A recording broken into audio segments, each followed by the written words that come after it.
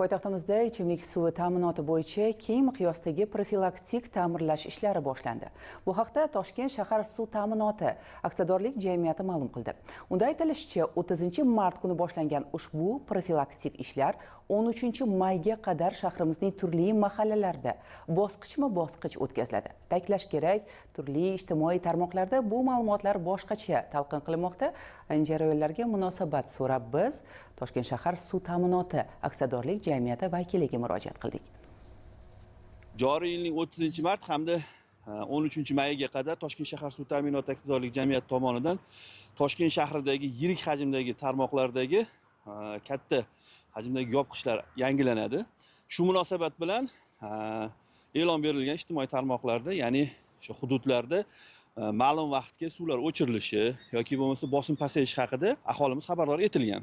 Afsuski bu xabarni noto'g'ri talqin qilish holatlari bo'ldi. Ya'ni 1,5 oy davomida Toshkent shahrida butkul suv o'chiriladi yoki bo'lmasa shunga o'xshagan asossiz xabarlar tarqaldi. Bu narsa haqiqatan juda ham yiroq, chunki bu tadbirimiz har yil o'tkaziladigan tadbir.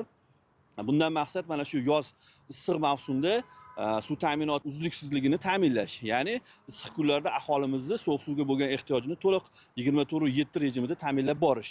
Ana shu maqsadda har yili bu tadbirimiz o'tkazib boriladi, ya'ni o'sha yopqichlar yangilanadi. Ayrim hududlarda nosozliklar yuzaga keladi. Agar bu nosozliklar davrida yopqichlarimiz agar yaramaydigan holatda bo'ladigan bo'lsa, katta hududlarni o'chirishga to'g'ri keladi. Ana shunga yo'l qo'ymaslik maqsadida yopqichlar har yili o'z muddatini o'tab bo'lgandan keyin yangilab boriladi.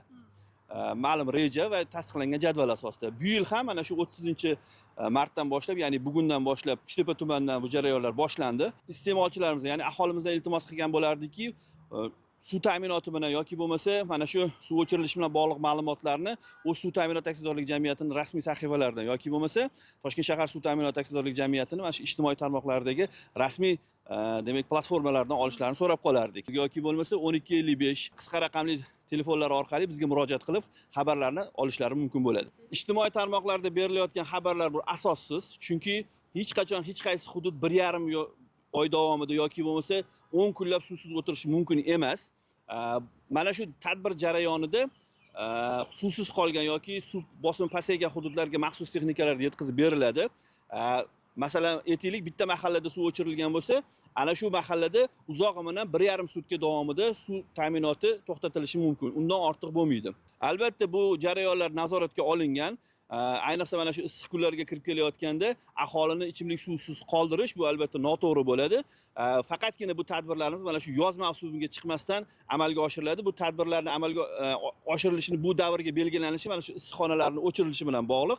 Chunki mana shu ikkita issiq suv bilan sovuq suv ta'minot korxonalari o'zaro kelishgan holda mana shu bir vaqtni belgilab turib o'zlarining profilaktik tadbirlarini